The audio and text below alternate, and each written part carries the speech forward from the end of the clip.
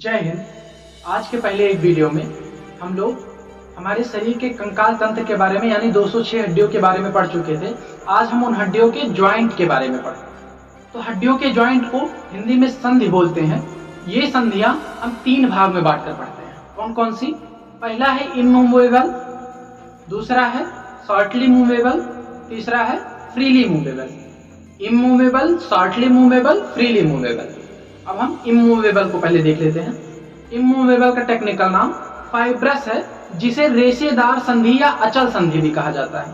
नाम से ही प्रदर्शित हो रहा है। अचल संधि मतलब ये चल नहीं सकती, ये हिल डुल नहीं सकती। ये जॉइंट एक हड्डी दूसरे हड्डी से जुड़ी तो है, लेकिन इस जोड़ों पे ये हिल डुल नहीं सकती। जैसे हमारे ब्रेन की हड्डी ये हिल डुल सकती है।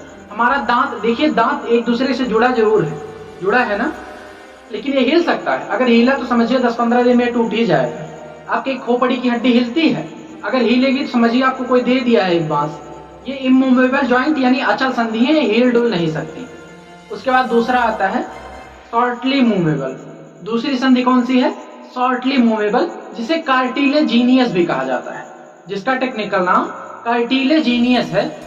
इसमें कार्टिलेज मतलब उपास्थियां भी पाई जाती हैं, इसलिए कार्टिलेजिनियस कहा जाता है। एक अस्थि एक उपास्थि, एक अस्थि एक उपास्थि। जैसे हमारी रीढ़ की हड्डी जो है, इसमें टोटल 26 हड्डियां होती हैं। ये तो मैं आपको पिछले चैप्टर में बता ही चुका हूँ, ह्यूमन स्केलेटन वाले में। ये एक अस्थि एक उपास्थि होती हैं, इसीलिए इन्हीं कार्टिलेजों के कारण इन्हें कार्टिलेजिनियस भी कहा जाता है। इसका टेक्निकल नाम कार्टिलेजिनियस है। इसे हिंदी में अपूर्ण संधि भी कहा जाता है।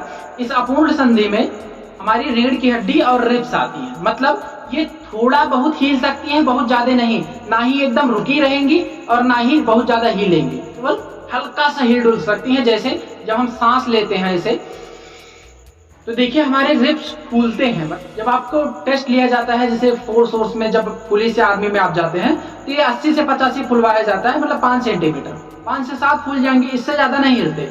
आपकी रीढ़ की हड्डी जो है, आप देखिए ये ऐसे थोड़ा घूम सकती है। हम जैसे थोड़ा सा झुक सकते हैं, थोड़ा हमारी रीढ़ की हड्डी घूम सकती है। ये रिब्स और बैकबोन मिला के ये शॉर्टली मूवेबल में आते हैं। इसके बाद आता है फ्रीली मूवेबल। सबसे ज्यादा इंपॉर्टेंट यही है, सबसे ज्यादा क्वेश्चन इसी से आते हैं। किससे? फ्रीली मूवेबल से। फ्रीली मूवेबल में वो सभी हड्डियां आती हैं जो सबसे ज्यादा घूमती हैं। जैसे अंगूठा देखिए, आप किसी को ठेंगा दिखाते हैं ना, बहुत ज्यादा हिलता है। हमारा गला देखिए कितना हिल जा रहा है, हमारा हाथ देखिए कितना हिल जा रहा है, पैर इसी तरीके से। ये सब फ्रीली मूवेबल के अंतर्गत आते हैं। 5 टाइप के जॉइंट्स फ्रीली मूवेबल में पाए जाते हैं। पहला है सॉकेट एंड बाल्स। क्या है? सॉकेट एंड बाल्स, यानी बाल्स एंड सॉकेट, चाहे इधर उधर जो कुछ बोलिए। बाल्स एंड सॉकेट पहली जॉइंट्स है। तो आपको वर्ड से पता चल रहा है, एक सॉकेट है जिसमें बाल टाइप का ऐसे फंसा है, ये चारों तरफ ऐसे घूम सकता है, इसे सॉकेट एंड बाल कहा जाता है। ये बड़ी बड़ी हड्डियों में जो जॉइंट होता है उसमें होता है। जैसे हमारा यहाँ ये जो ह्यूमरस है, ये जो कंधे से जुड़ा है, इसे बाल एंड सॉकेट के अंतर्गत जोड़ा जाता है। मतलब ये बाल की तरह आता है और यहाँ सॉकेट लगा है, ऐसे ऐसे जुड़ गया है, ये इसी से घूमता है। ये बाल एंड सॉकेट हो गए। ये हमारा जो कमर के पास नीचे से फीमर आके पेल्विक में जुड़ा हुआ है, उसे बाल एंड सॉकेट के अंतर्गत रखा जाता है। मतलब ये जो बड़ी बड़ी हड्डियों के जॉइंट हैं, ये बाल एंड सॉकेट में आते हैं। इसके बाद इसी का एक छोटा रूप है जिसे सैडल बोला जाता है। मतलब सेम इसी टाइप का जॉइंट होता है, लेकिन वो छोटे में होता है, इसे सैडल बोला जाता है। जैसे इसके अंतर्गत हमारा अंगूठा आता है। सारी उंगलियां नहीं, देखिए अंगूठा चारों तरफ ज्यादा घूमता है। चारों उंगलियां उस तरीके से नहीं घूमती जिस तरीके से अंगूठा घूमता है। अगर ऐसा ना होता, कुछ अंतर ना होता, तो इसे थंब क्यों बोला जाता, इसे फिंगर क्यों बोला जाता? है ना अंतर। ये चारों तरफ घूमता है, इसलिए इस जॉइंट को सैडल के अंतर्गत रखा जाता है। मतलब इस जॉइंट को सैडल जॉइंट बोला जाता है। उसके बाद आता है हिंग्स जॉइंट। हिंग्स जॉइंट का मतलब हिंदी में कब्जा संधि होता है। अब इससे तो आपको फुली पता चल रहा है, कब्जा जो दरवाजे में लगाया जाता है। देखिए दरवाजा एक तरफ तो खुल जाता है, लेकिन दूसरी तरफ नहीं जाता है। ये कब्जा रोकता है उसको।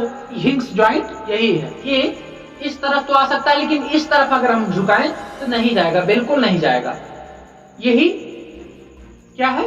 हिंग्स जॉइंट। ये मतलब कोहनी और घुटने का जो जॉइंट्स है, ये हिंग्स जॉइंट के अंतर्गत आता है। इसके बाद आता है पाइवोट जॉइंट्स। क्या आता है? Pivot joints. तो पाइवोट जॉइंट्स जो है ये एक खूंटी की तरह होता है। जैसे आप इस खूंटी को ऐसे ठोक दिए, उसके बाद इधर ऐसे थोड़ा निकला है, किसी दीवार में आप कांटी ठोक दीजिए, उसके बाद उससे थोड़ा सा ऐसे हिला डुला दीजिए। तो आरसीसी की दीवार ना रहे ना, हिलेगा नहीं, किसी मिट्टी उट्टी की दीवार में ठोक के थोड़ा सा हिला डुला दीजिए। उसके बाद देखिए ये चारों तरफ थोड़ा थोड़ा हिलेगा, और जब आप बाहर खींचेंगे तो थोड़ा सा बाहर आएगा, पूरा नहीं आएगा, फिर अंदर भी चला जाएगा, चारों तरफ भी घूम जाएगा। इसे ही पाइवोट जॉइंट कहा जाता है। ये कौन सी जॉइंट होती है?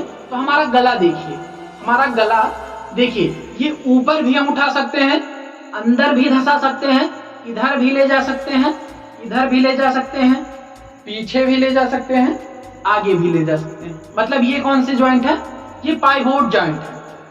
ये नीचे ऊपर आगे पीछे चारों तरफ जा सकता है, लेकिन निकलेगा नहीं। मतलब इसे कांटी की तरह दीवार में ठोक दिया गया है। इसे पाइवोट जॉइंट्स कहा जाता है। अब लास्ट आता है साइनोवियल जॉइंट्स। कौन सा जॉइंट? Synovial joints. ये लास्ट जॉइंट है। ये होता है जहां एक हड्डियां दूसरे हड्डी पे सरकती हैं, उसे साइनोवियल जॉइंट्स कहा जाता है। जैसे आप ये देखिए, ये जो है आपकी मेटाकार्पल्स या कार्पल या मेटाकार्पल्स जो होती हैं, ये सब मैं नाम आपको पिछले वीडियो में याद करा चुका हूं, तो अगर आप देखे होंगे तो याद होगा आपको। ये कार्पल्स, 8 कार्पल और 5 मेटाकार्पल जो हैं, ये सब साइनोवियल जॉइंट्स के अंतर्गत आते हैं। जैसे जब हम किसी के हाथ को ऐसे पकड़कर दबाते हैं तो देखिए उसको सरकने से रोकते हैं, तभी उसका दर्द करता है। अगर सरक जाएगा तो ऐसे मुड़ जाएगा, तब दर्द नहीं करेगा। जब हम दबाते हैं तो ऐसे पकड़ के दबाते हैं ताकि ये सरक ना पाए, ये हड्डियां जो है आपस में सरक ना पाए। ये जब सरकती हैं इसे ही साइनोवियल जॉइंट कहा जाता है।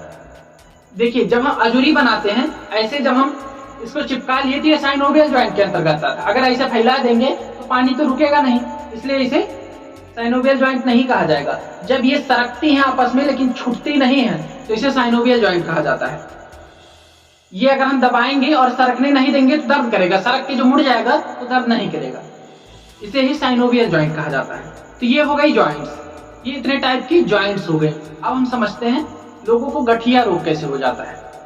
तो जो हमारी जॉइंट्स हैं, जैसे बड़ी बड़ी जॉइंट्स बॉल एंड सॉकेट वाली, उनमें लिक्विड होता है, और वो लिक्विड जब बुढ़ापा आता है तो वो लिक्विड धीरे धीरे सूख जाता है, उसके जगह पे यूरिक एसिड भर जाता है। क्या भर जाता है? Uric acid. और उस यूरिक एसिड के भर जाने से बहुत दर्द करने लगता है। जैसे जब आप दरवाजा खोलते हैं तो उसके कब्जे में थोड़ा बहुत ग्रीस लगा दिया जाता है, तो वो आराम से खुलता बंद होता है। लेकिन जब ग्रीस ना लगाया जाए, थोड़े दिन उसमें मूर्छे लग जाए, तो चू चू की आवाज आती है। ऐसे हमारे जॉइंट्स में हो जाते हैं। जब सूख जाता है तो उसमें यूरिक एसिड भर जाता है, और यूरिक एसिड के भरने से वहां दर्द होने लगता है। तो देखो जो बुढ़े होते हैं वो ऐसे लाठी लेके बैठते हैं, अरे राम हो, फिर ऐसे उठते हैं, बहुत तकलीफ होती है बुढ़ापे में, ऐसे बैठते हैं ना, तो वो जॉइंट्स उनके दर्द करते हैं। देखिए जो गाड़ियां होती हैं, जो इंजन होते हैं, जो फ्रीली मतलब आसानी से मूव कर सके, इसके लिए उसमें ऑयल डाला जाता है। तो भगवान ने भी हमारे जॉइंट्स में ऑयल डाले हैं ताकि वो अच्छे से मूव कर सके। लेकिन ये ऑयल सूख जाएंगे तो क्या होगा? प्रॉब्लम तो होगी। यही होता है गठिया रोग, जो दर्द करता है, पैर वैर दर्द करता है, यही होता है। आशा करते हैं आप जॉइंट समझ गए होंगे। अगले वीडियो में हम एक्सरे और परमाणु बम समझेंगे।